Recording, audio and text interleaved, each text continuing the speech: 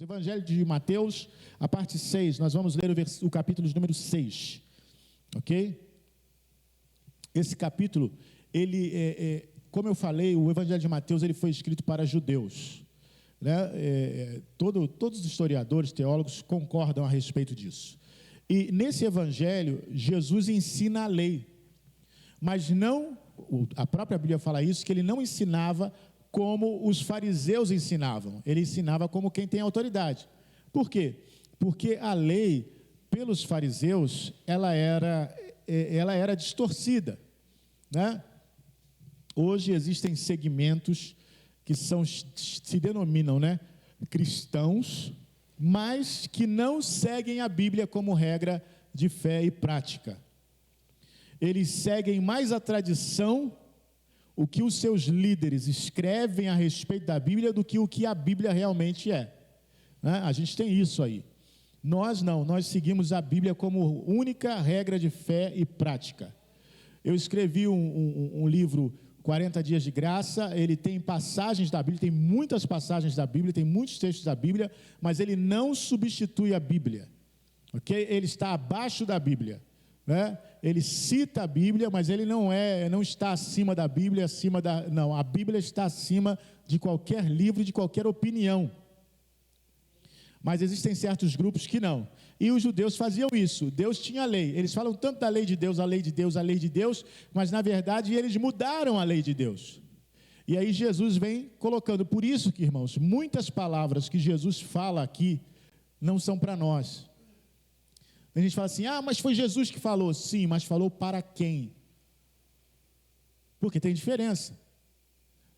Jesus, por exemplo, quando falava para as prostitutas, para os publicanos, para os pecadores, ele falava de um jeito. Mas quando ele falava para os fariseus, ele falava de outro. Então tem diferença. Então a gente não pode pegar uma palavra que era dirigida para os judeus, para a realidade judaica, e usar isso, porque Jesus não está falando da graça de Deus aqui, ele está falando da lei de Deus. Então é importante saber disso, porque muitos conceitos que nós vamos ver aqui, as pessoas exigem hoje como regra de fé. Não, você tem que fazer isso, porque senão você pode perder até sua salvação. E não é isso que Jesus está falando aqui. Então a gente tem que entender o contexto. Então vamos lá, Mateus 6, a partir do versículo 1. Guardai-vos de fazer a vossa esmola diante dos homens, para serdes vistos por eles. Aliás, não tereis galardão junto de vosso Pai que está nos céus. Quando, pois, deres esmola, não faças tocar trombeta diante de ti, como fazem os hipócritas nas sinagogas e nas ruas, para serem glorificados pelos homens. Em verdade vos digo que já receberam o seu galardão. Mas quando tu deres esmola, não saiba a tua mão esquerda o que faz a tua direita, para que a tua esmola seja dada em secreto, e teu Pai que vê em secreto, ele mesmo te recompensará publicamente. Aqui começam os vários ensinamentos de Jesus, das coisas que, ao contrário dos fariseus, você precisa fazer entre você e Deus. Entre você e Deus. Sabe, muitos fariseus, Jesus conta isso, eles tinham a prática de, por exemplo, fazer jejum. E aí, ao invés deles fazerem uma coisa discreta, não, eles deixavam o rosto ficar transfigurado.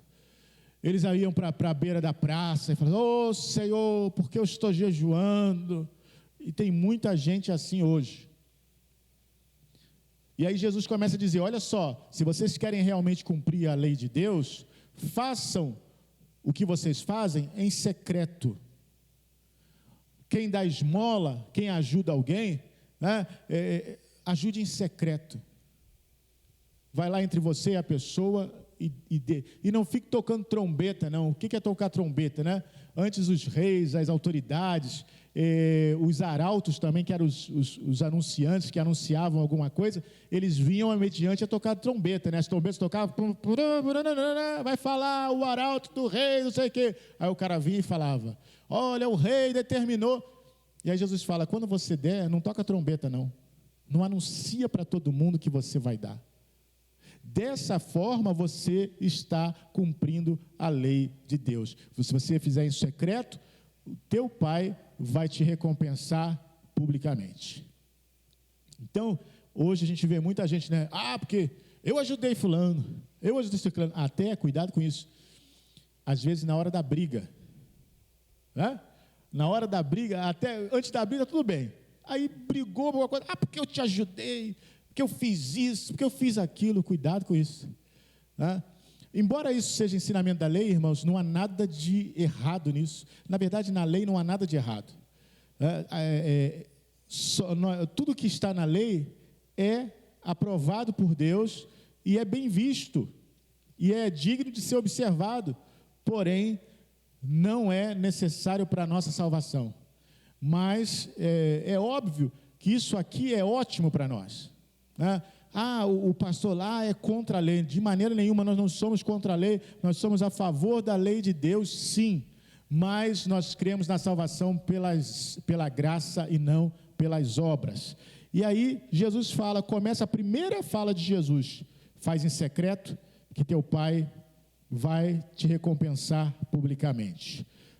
A seguir, no versículo 5, diz assim: quando orares.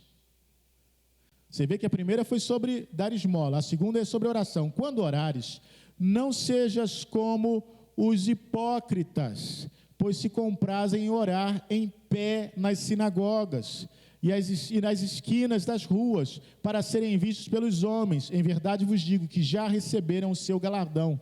Mas tu, quando orares, entra no teu aposento e, fechando a tua porta, ora a teu Pai que está em secreto, e teu Pai que vê em secreto te recompensará publicamente. Então, a oração, você vê que isso não é coisa nova, né? Já no tempo de Jesus já tinha o pessoal que gostava de aparecer. Aí ele fala assim: quando você orar, não precisa fazer ficar em pé na sinagoga. Eu fico imaginando a cena, né?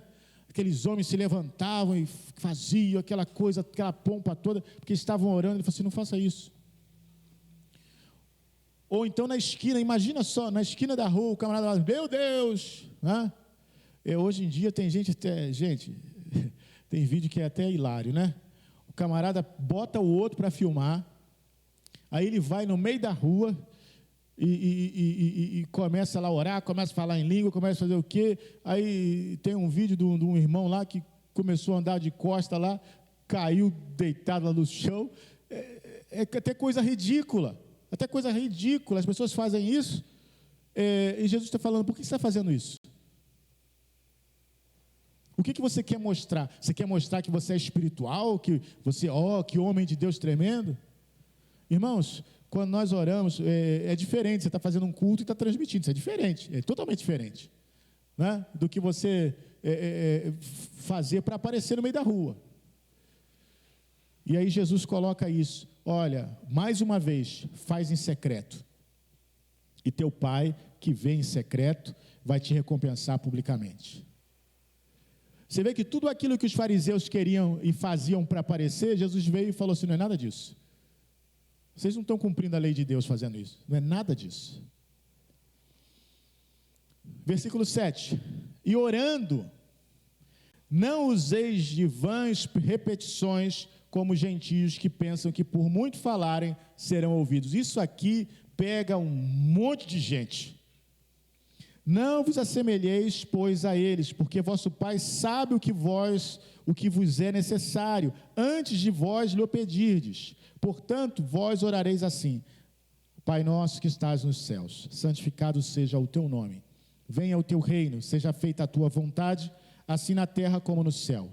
O pão nosso de cada dia nos dá hoje, e perdoa-nos as nossas dívidas, assim como nós perdoamos aos nossos devedores. E não nos conduzas à tentação, mas livra-nos do mal, porque teu é o reino, e o poder, e a glória para sempre. Oração com vãs repetições. Sabe, irmãos, às vezes eu consulto a palavra, porque eu creio que me vêm os pensamentos, e eu creio que é de Deus, porque sempre foi assim na minha vida, desde que eu me converti, e comecei a ter os primeiros contatos com a Bíblia. eu lia na Bíblia, aquilo fazia sentido na minha mente, eu entendia aquilo, né? E às vezes depois eu até via alguém ensinando e via que era correto aquilo que eu tinha pensado, sem mesmo ninguém me falar. E algumas coisas que eu via na Bíblia e que não me batia bem, entenda, você pode orar do jeito que você quiser, amém? Desde que seja dentro dos padrões, você pode orar do jeito que você quiser. Mas, por exemplo, existem orações que nós repetimos. Falamos sempre a mesma coisa para Deus. Eu fico cansado de falar a mesma coisa para Deus. Eu fico cansado de falar a mesma coisa para Deus. Se eu fico cansado de falar a mesma coisa para Deus, provavelmente Deus fica cansado de ouvir eu falar a mesma coisa. Pensa só, o que Jesus falou? O Pai sabe o que vocês precisam antes de vocês pedirem. Faz sentido a gente ficar pedindo a mesma coisa toda hora? Porque se Deus não deu, irmãos, quantas vezes você já orou? Ih, pastor, já perdi a conta de quantas vezes eu já orei pedindo isso. E Deus te deu? Não. Se Ele não deu, é porque Ele sabe por que não deu. Eu posso não saber por que Ele não deu. Eu posso achar, puxa Deus, isso aqui seria ótimo, eu acho isso. Mas e Deus? Deus pensa diferente. Se Ele não deu, então a gente pede uma coisa hoje, ok. Eu não estou desincentivando ninguém não a não ser insistente na oração, não é isso. Só que existem coisas, existem momentos que nós já oramos tanto por alguma coisa que a gente fala assim, agora chega. Eu não vou pedir mais isso não. E aí eu tenho uma alternativa para isso. Ao invés de pedir, eu agradeço. Senhor, obrigado, porque o Senhor já me deu tudo que eu preciso. E se o Senhor não me deu isso ainda, é porque o Senhor acha que eu não preciso. Mas eu continuo agradecendo. Sabe por quê? Porque é cansativo. E Jesus fala aqui que por que a gente faz isso? O problema não é fazer, mas por que faz? É porque tem gente que acha que pelo muito falar, ele vai ser atendido. Se eu falar muito com Deus, Deus vai me dar. E Jesus está falando, não é assim. Não é assim que Deus responde. Deus responde à fé. E às vezes, quando nós repetimos a oração, a gente mostra mais incredulidade do que fé. Como é que alguém pode mostrar incredulidade orando? Quando pede toda hora. Imagina só, uma criança vai pedir à mãe lá o almoço dela. A mãe está preparando. Começou lá a cortar as batatas, começou lá a lavar a galinha, aquele negócio todo. Aí, a criança, mãe, eu quero almoçar. A mãe fala assim, eu estou fazendo. Aí, passa uns 10 minutos, fala, mãe, está pronto, eu quero almoçar. Meu filho, eu estou fazendo. Quando estiver pronto, você come. Passa daqui uns 5 minutos de novo. E aí, ficou pronto? Quem é mãe sabe o que eu estou falando. Fica ali. Isso faz sentido? Não faz sentido. Isso é um comportamento infantil, não é verdade? Isso é um comportamento infantil, de uma criança ficar ali, me dá isso. E o que acontece? A mãe vai dar. É só ficar pronto, que ela vai dar. E às vezes a gente trata assim com Deus também. A gente fica assim, Senhor, me dá isso. Mas eu falo, eu estou fazendo. Senhor, me dá isso, eu estou fazendo. Espera, né? Deus está fazendo o nosso milagre. Espera. A hora que ficar pronto, Ele vai te dar. Então não adianta. Jesus está falando, você está pedindo, o Pai sabe o que vocês precisam, Ele sabe o que vocês querem. Não adianta ficar pedindo toda hora a mesma coisa, falando, se eu insistir muito. Deus não precisa ser convencido a te abençoar. Ele decidiu te abençoar. É diferente. Então eu não tenho que convencer a Deus para me abençoar. Deus já decidiu me abençoar. Tudo que eu tenho que fazer é esperar nele, né? E aí Jesus fala, olha, quando você orar, ora sim. E ele dá a oração no Pai Nosso, que nada mais é do que um roteiro de oração. Pai nosso que estás nos céus, louva a Deus, santificado seja o teu nome, louva o Senhor, glorifica o Senhor na sua oração, né? Venha o teu reino, ore pelo reino de Deus. Irmãos, quantas vezes nós oramos pela obra do Senhor e pela igreja? Muitas vezes a gente só ora pela nossa necessidade. Ah, meu Deus, eu preciso disso. Ah, meu Pai, eu preciso daquilo. Mas e a obra de Deus?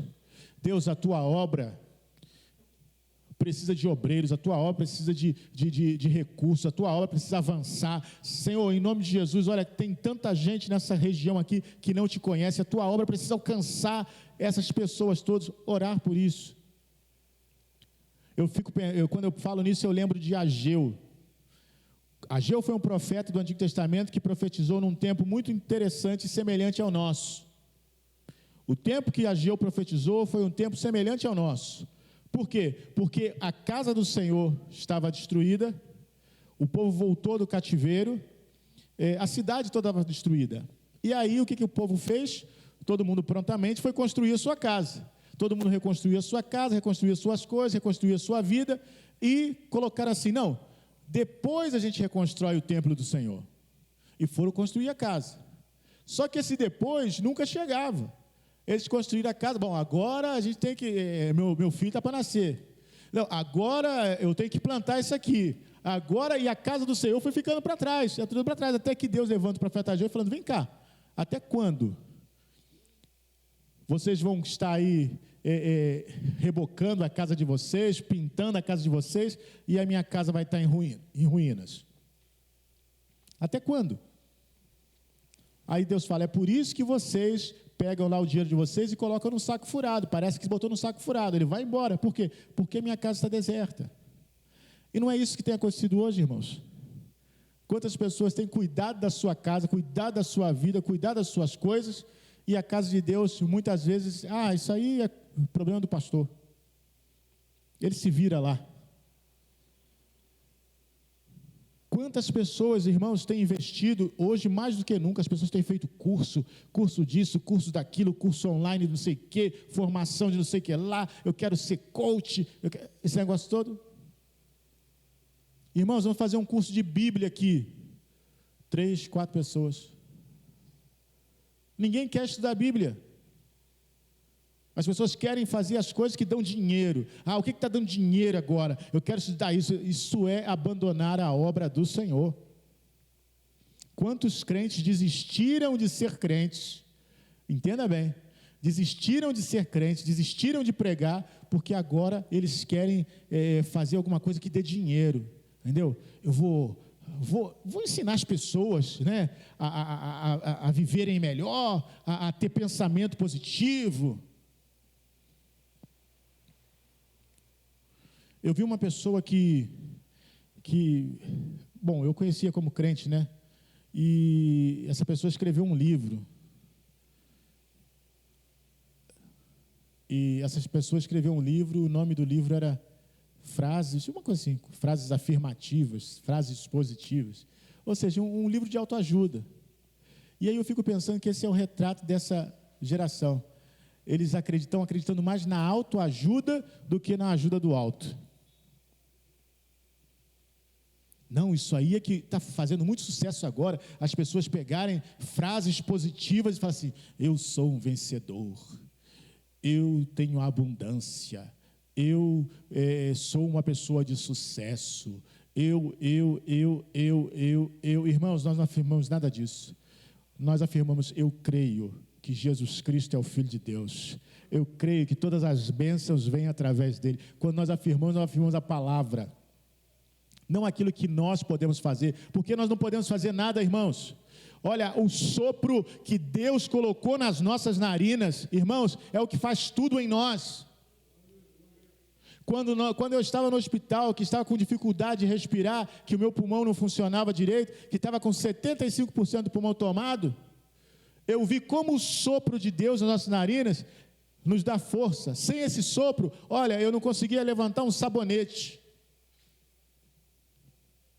Mas tem gente ainda achando aí que não, é ele que faz, eu posso, eu consigo, eu sou isso, eu sou aquilo, eu não sou nada, eu sou aquilo que a Bíblia diz que eu sou, é isso que eu sou.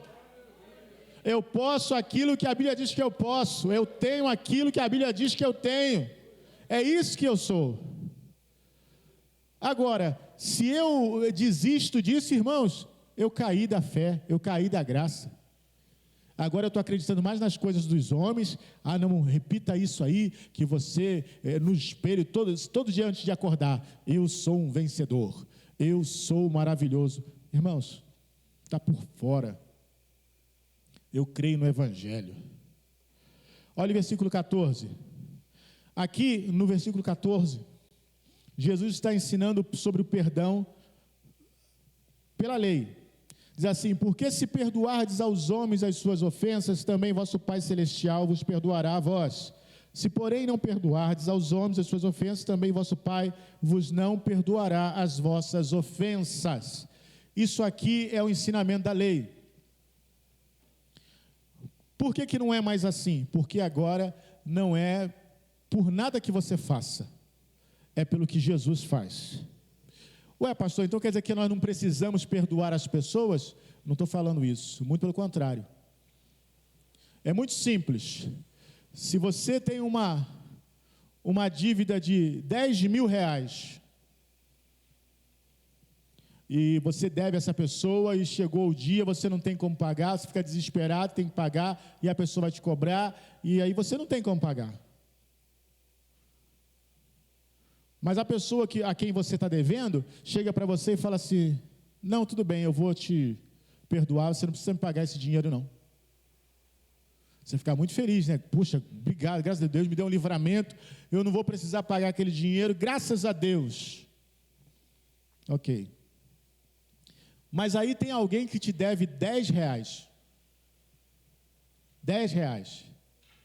Aí a pessoa chega para você e fala assim: poxa, meu irmão, olha, eu não estou com dinheiro, não vou conseguir te dar os 10 reais hoje. Não, vai ter que me pagar. Poxa, mas você foi perdoado de 10 mil. Mas você não consegue perdoar outro que te deve 10 reais. É disso que se trata. O que Deus perdoou a cada um de nós, irmãos, é tão grande, que nós não vamos perdoar os outros que fazem coisa muito menor. Então, a Bíblia fala que o amor de Deus nos constrange. Hoje, nós não perdoamos para ser perdoados. Nós perdoamos porque fomos perdoados. Paulo escreve lá: assim como o Senhor perdoou, perdoai vós também. Ou seja, então, porque Jesus me perdoou, Ele me deu um perdão muito maior, um perdão muito mais profundo, uma coisa muito maior que eu devia e que ninguém podia pagar, Ele me perdoou. Então, eu não vou perdoar os outros?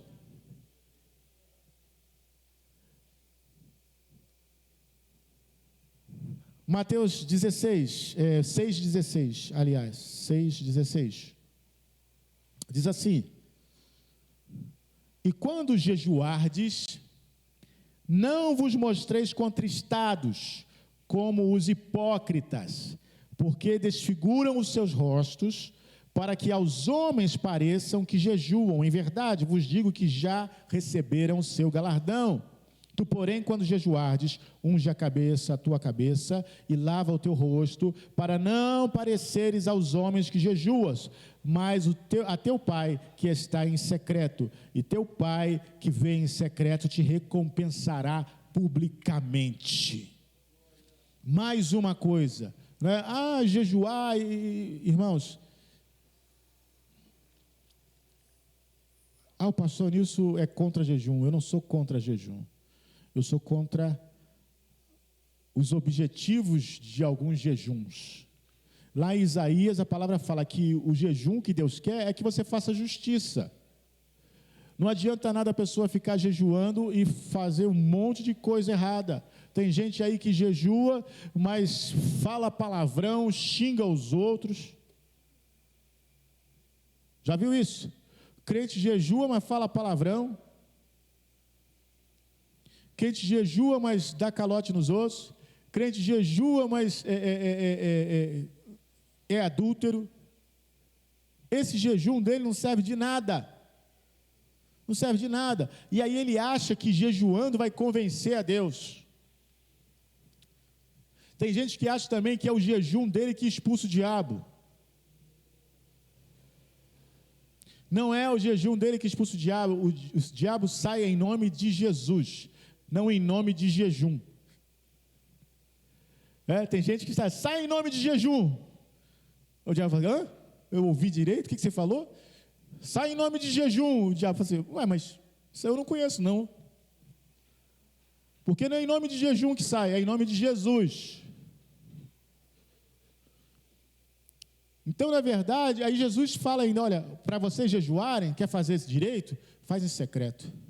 Já viu aquela pessoa que jejua e aí passa alguém com algum tipo de comida? Não vem me oferecer não, hein?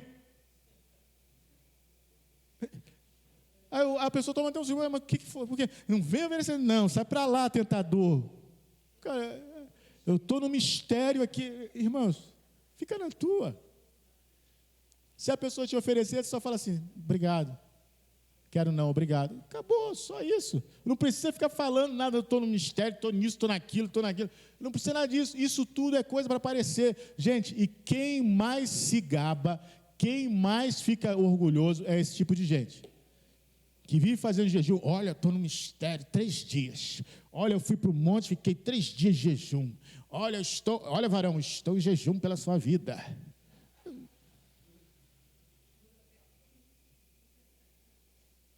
E Deus está felizão com isso, está se agradando disso. Tá? Quer fazer? Faz em secreto, meu irmão. Ninguém precisa saber. Faz lá você e Deus. Pastor, olha, eu não concordo com o senhor não, acho que tem que jejuar sim, jejuar muito. Amém. Jejue em secreto, vai lá. Faz o seu jejum, não pergunta a ninguém, faz você e Deus. Se você crê assim, faça. Mas não obrigue os outros, não. Eu já vi gente que julga e fala assim, uma vez falaram isso de mim, eu não vou ficar nessa igreja não, o pastor nem vai no monte. O pastor não vai no monte. E era equivocado, porque eu já fui no monte várias vezes, né? Pastor, né? Agora, eu não sabia que eu tinha que ir semanalmente, né? Ou diariamente, mas eu ia no monte. Mas o que é isso? Uma vez eu falei isso para uma pessoa, a pessoa falou assim, o que eu disse para ela? Eu falei assim, você sabe por que Jesus ia no monte? Aí, eu falei, não. Vou lhe explicar por que Jesus ia no monte. Na cidade, as multidões ficavam em cima dele o tempo todo. Era tanta gente para ele curar, tanta gente para ele abençoar. Quando ele queria falar com o Pai, ele procurava um lugar deserto. E aonde que eram os lugares desertos? Ele subia o monte. Aí lá ele ficava sossegado. É por isso? Não tem nada demais no monte. Era só para ele ficar sossegado. Tem gente que acha, Jesus subiu naquele monte, tem alguma coisa, não tem nada no monte. No monte era só para ter sossego. É só isso. Por quê? Por causa de quê? Por causa de gente como esse tipo de gente, que tem lugar em tudo. Então o que ele tinha que fazer? Ele tinha que... Jesus pegou o garfo com a mão esquerda. Será que ele é canhoto? Então agora eu vou ser canhoto também. Não, irmãos, esquece isso. Vai ver que ele estava com alguma coisa na outra mão e pegou com a outra mão. Isso não faz sentido. Tem gente que quer ver sinal em tudo. Tudo ele quer ver um sinal, tudo tem alguma coisa. E não tem nada, irmão, não tem nada. Lamento frustrar, mas não tem nada nisso. Não tem nada no monte, é só um lugar para ficar sozinho. Então, por esse lado, se na sua casa tem muita gente, você não tem privacidade, é difícil. Então sobe o monte, que lá no monte você vai ficar sozinho, você vai orar, você vai ficar, estou sozinho. Agora, se você mora sozinho, não tem ninguém na sua casa, você ainda sobe o monte para orar, não faz sentido. Dizem que o cúmulo da rebeldia, né, é o sujeito morar sozinho e fugir de casa. Tem gente que é assim, mora sozinho, não, eu vou lá para ouvir Deus falar, meu filho, dobra o joelho aí na beira da tua cama aí e ora aí mesmo, meu filho. Ora aí mesmo, você não precisa ir lá no monte, não. Ah, não, pastor, eu gosto de ficar lá porque eu vou ouvir nos cantos do pássaro, eu vou vendo o vento. Amém, vai lá, não tem problema. Né? Eu também gosto de orar, eu tenho uma cachoeira, eu ouço o som da água, aí eu fico lá meditando a palavra de Deus. É ótimo, mas não tem nada de especial lá. Tem gente até que bota macumba lá. Eu fiquei bravo lá porque na pedra que eu sentava lá, botaram macumba lá. Falei, ah, Jesus, logo no lugar que eu sento. Mas é só isso. Está entendendo? Então, quando eu falei isso para a pessoa falou assim, agora eu entendi. Porque... ah, Jesus. Aleluia, Deus é bom. Bom, versículo 19, olha só. Fala sobre a questão do dinheiro. Não ajunteis tesouros na terra, onde a traça e a ferrugem tudo consome, e é onde os ladrões minam e roubam. Mas ajuntai tesouros no céu, onde nem a traça nem a ferrugem consomem, e onde os ladrões não minam nem roubam. Porque onde estiver o vosso tesouro, aí estará também o vosso coração. Jesus proibiu ter riquezas? Não. Jesus explicou como funciona o coração do homem. Ele não proibiu ter riqueza. Ele explicou como é que funciona. Como é que funciona? Irmãos, salvo os casos de herança, ou seja, que a pessoa recebeu a herança do pai, do avô, ela não fez nada, ela simplesmente recebeu a herança, herdou, ficou milionário, bilionário. Salvo esses casos, todos aqueles que conquistam riquezas, dinheiro, correm o risco, não estou dizendo que são, correm o risco de supervalorizar aquilo que conseguiram. Certo? Por quê? Porque se esforçaram muito para conseguir, porque ficar rico não é fácil. Quer dizer, pelo menos de forma honesta. De forma desonesta tem um monte de gente ficando rica aí. Mas ficar rico não é fácil. Então, se as pessoas enriquecem, elas geralmente vão dar muita importância ao trabalho, à empresa, aquilo que ela construiu e tal. E elas correm o risco de colocar o coração naquilo. Na verdade, para que aquilo cresça, você tem que colocar o coração. A verdade é essa. Ninguém cresce em nada se não colocar o coração. A obra de Deus para crescer, você tem que colocar o seu coração.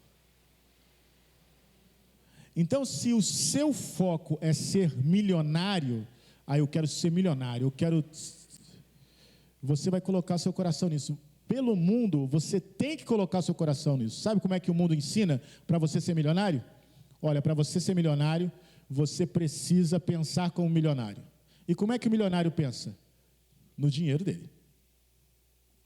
O milionário acorda às 5 da manhã pensando em ganhar e ganhar e ganhar.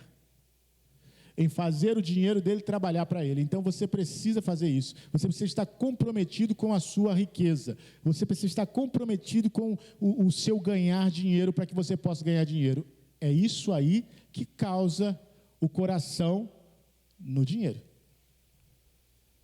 E aí, o que acontece? Aonde está o seu coração, onde está o seu tesouro, está o seu coração. É disso que Jesus está falando. Pode pegar qualquer livro que ensine sobre adquirir riquezas, finanças no mundo. Eles vão te falar isso.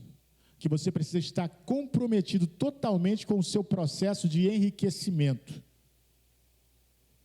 E isso é contrário à palavra de Deus. Porque se você fizer isso, cadê a obra de Deus? Cadê o reino de Deus? Cadê o evangelho? Então, para um crente, isso não dá para se aplicar. Eu estar totalmente comprometido com o meu enriquecimento, isso não dá para aplicar.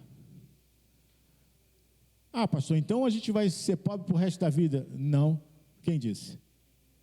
Você vai trabalhar, você vai estudar, você sim vai procurar crescer na sua carreira, mas você precisa entender que você é um servo, uma serva de Deus. Qualquer êxito, se Deus vai te levar, se você vai além, se você vai ultrapassar em riqueza as outras pessoas, é Deus quem vai te levar. Não vai ser porque você colocou o coração naquilo, porque segundo o mundo, isso que a gente fala aqui, que Deus vai te levar, eles não acreditam nisso. Eles não acreditam em sorte, eles não acreditam que um ser superior possa te dar riqueza, eles não acreditam nisso, eles acreditam no trabalho deles. Só que a gente crê diferente, a gente crê que Deus pode fazer sim. Eu posso não fazer nada, eu posso nem saber direito as coisas e Deus me dá uma colheita sobrenatural. Eu já vi testemunhos desse, o moço contando, olha, eu não sabia consertar trator, eu não sabia.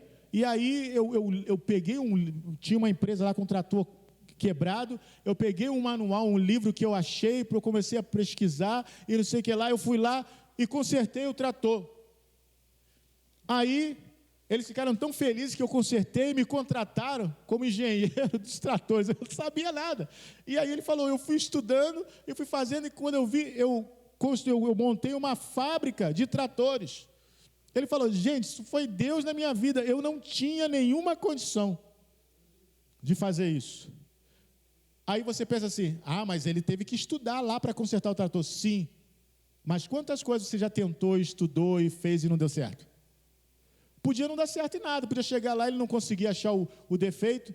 Irmãos, às vezes a gente tem alguma coisa quebrada em casa, a gente vai na internet, procura lá um tutorial para ver como é que conserta. A gente tenta, não dá certo. O cara na internet deu certo, mas o meu não dá certo, poderia não ter dado certo, poderia não ter dado em nada, mas dele deu certo, contrataram ele, a coisa foi crescendo, ele montou uma fábrica de trator, ele ficou milionário. Foi ele? Não foi ele, foi Deus.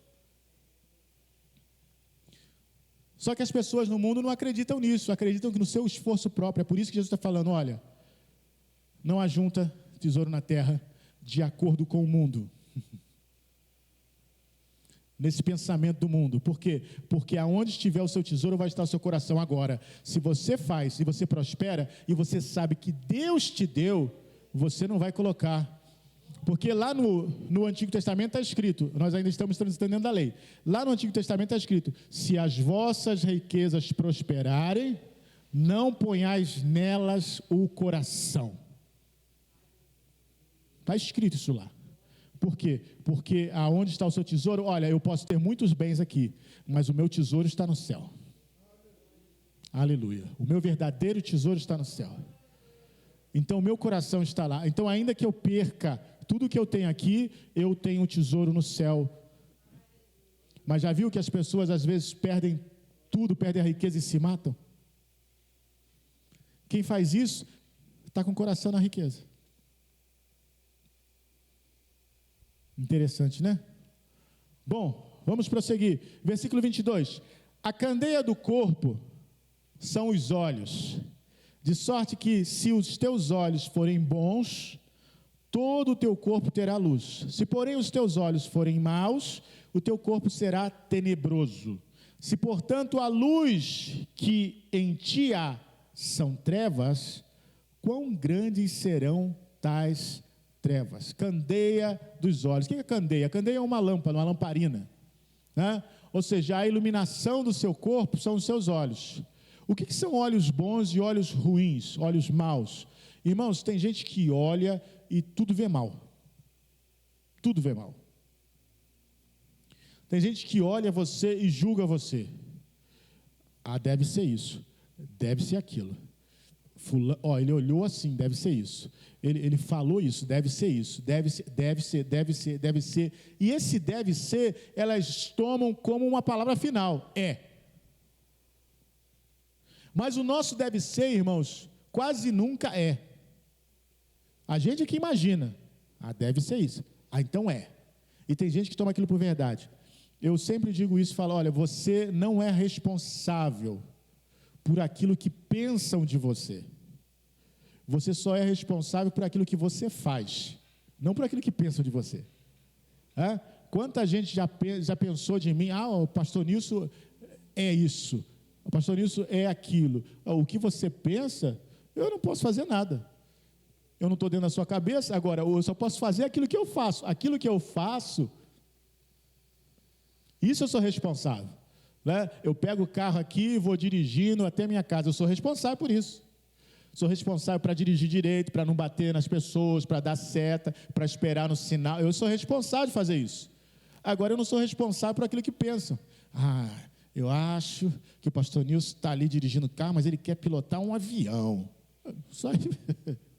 Isso aí é você que está pensando. Nem me passou isso na cabeça. Está entendendo? Então tem muita gente assim. E aí Jesus fala assim, olha, se os teus olhos forem bons, todo o teu corpo vai ter luz. Por quê? Porque a gente precisa começar a enxergar as coisas boas, irmãos.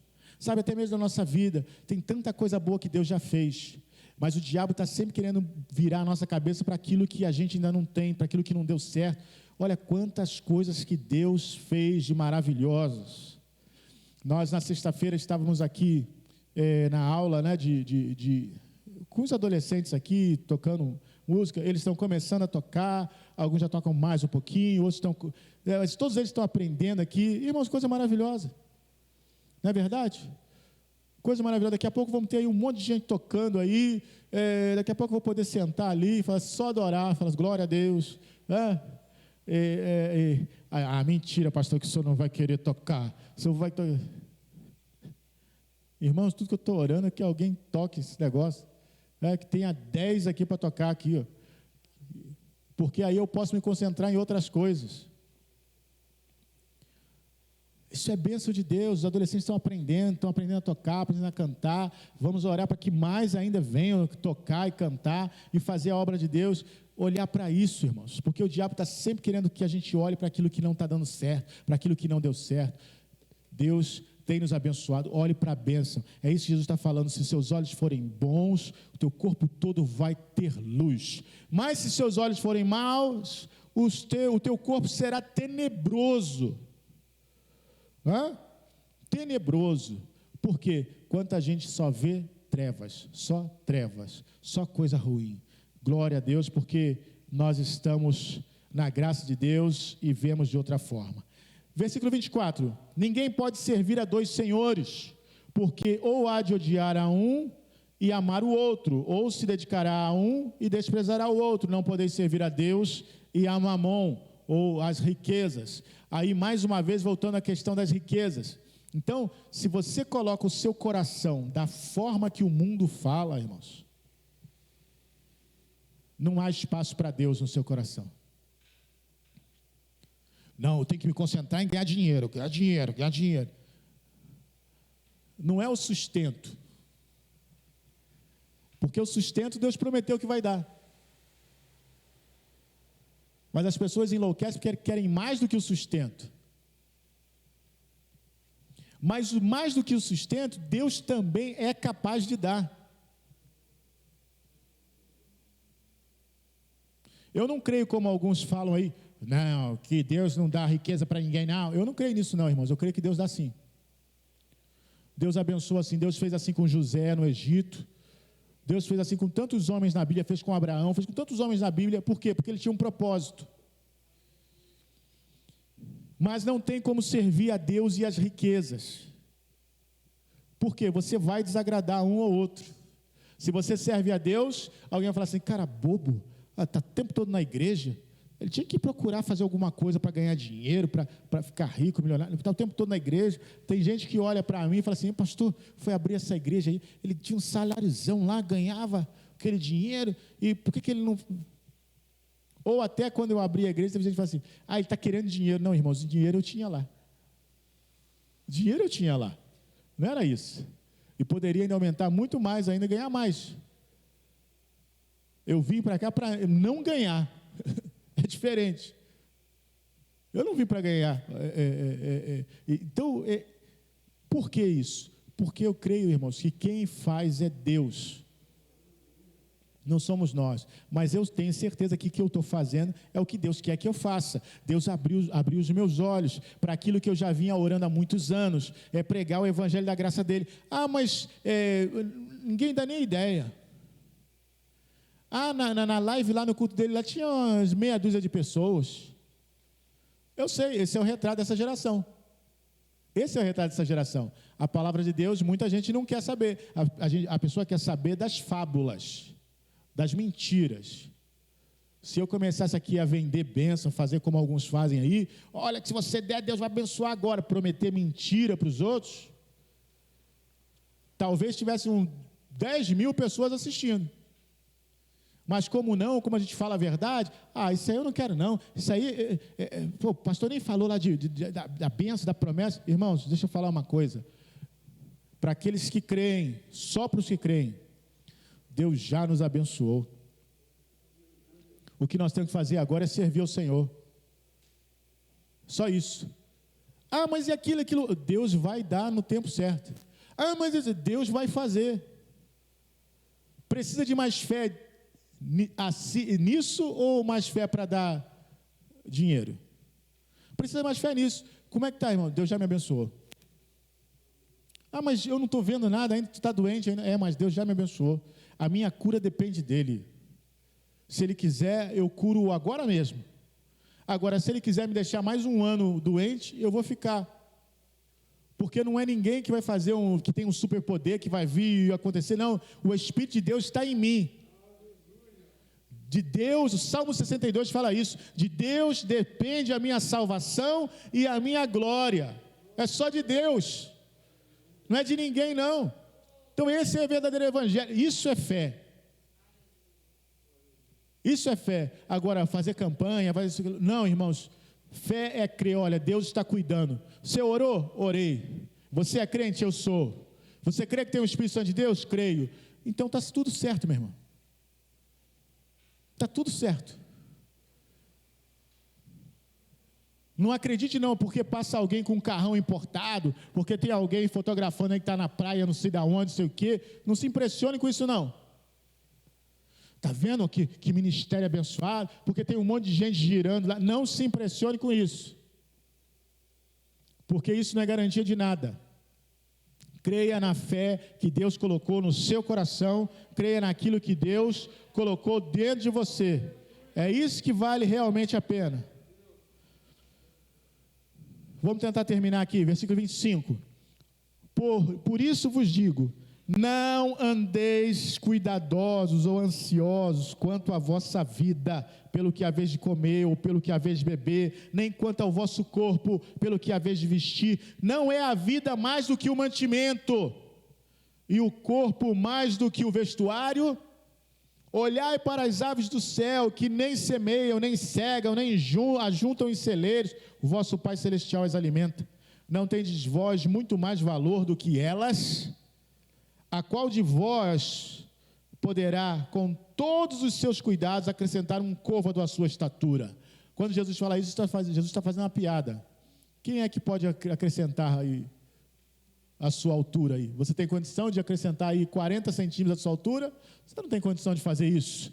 Então, a sua ansiedade não produz nada. Olha, não ande ansioso. Sabe, esse ensinamento de Jesus, irmãos, ele é tão revolucionário que as pessoas não alcançaram ainda a dimensão disso. Alguns missionários já viveram assim. Eu conheço alguns testemunhos, o testemunho de um evangelista muito famoso há muitos anos atrás, século passado, e ele dirigia um orfanato.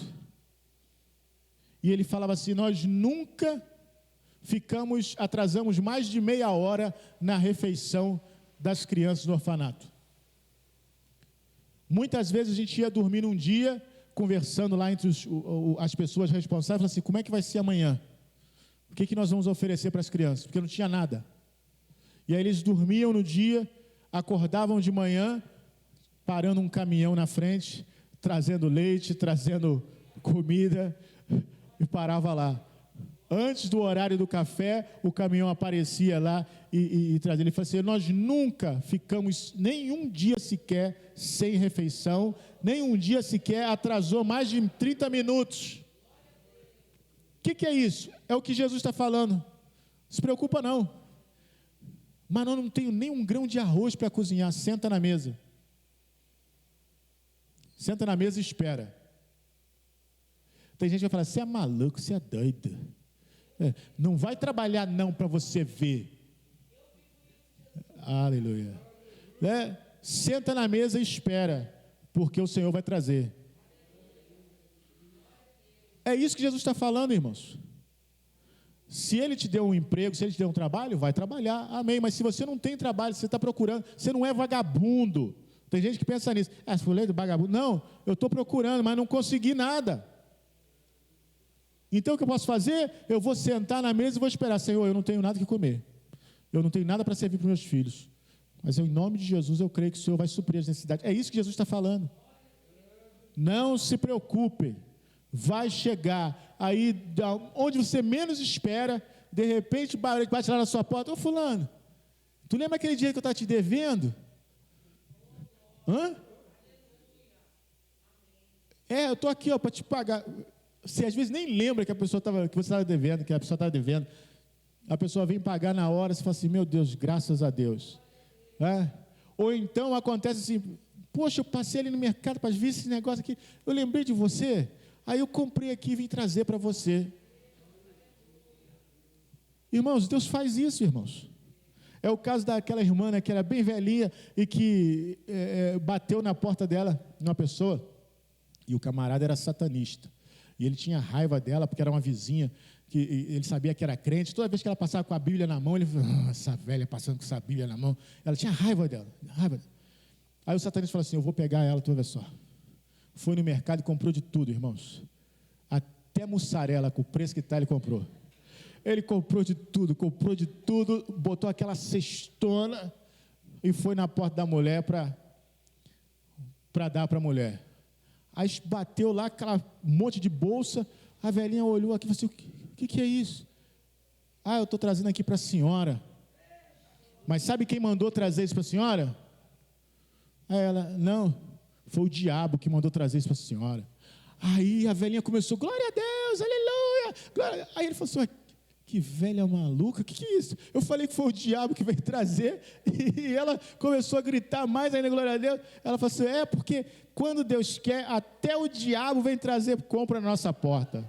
Esse é o nosso Deus, irmãos, esse é o nosso Deus, Ele faz, não importa. Então, é isso que Jesus está falando, olha, Ele veste os lírios do campo, Ele alimenta as aves do céu, Ele sabe que vocês precisam dessas coisas, Ele vai suprir, não importa. Por último, vou encerrar porque o nosso horário já foi, o último versículo 33 e 34, mas buscai primeiro o reino de Deus. Esses versículos têm conexão direta com o anterior. Para que essas coisas aconteçam, busca primeiro o reino de Deus e a sua justiça, e todas essas coisas vos serão acrescentadas. Pois pelo dia de amanhã, porque o dia de amanhã cuidará de si mesmo, basta cada dia o seu mal. Então, entenda uma coisa, se você está passando dificuldade, passando necessidade, tem um remédio para você. Busca o reino de Deus primeiro. Tem gente desesperada aí correndo de um lado para o outro e não vem para a igreja. Nem assistir o culto oração de manhã não assiste. Pastor, porque eu estou em dificuldade. O reino de Deus, em primeiro lugar. E as outras coisas vão ser acrescentadas. Pastor, eu ia até ver a oração, mas eu não estava com cabeça para assistir a oração. Quando você não está com cabeça para assistir a oração, é quando você tem que assistir a oração. Quando você não está com cabeça para ir para a igreja, é quando você tem que ir para a igreja. É sempre na hora que você não está, é que você tem que fazer. Então tem muita gente aí correndo, desesperada, porque com esse corona aí, agora eu perdi o trabalho, eu não sei o quê. Busca o reino de Deus. Deus vai se encarregar do resto. Pastor, o que tem para fazer aí na igreja? Eu quero fazer. Estou desempregado, eu quero trabalhar na igreja, não importa. Eu quero varrer, eu quero arrumar cadeira, pode me colocar para fazer o que for. Busca o reino de Deus. Deus vai abrir a porta, Deus vai fazer, é Deus que faz. Ele não vai fazer porque você está fazendo isso não, mas olha só, é no caminho que Deus vai abrindo portas. Busca o reino de Deus.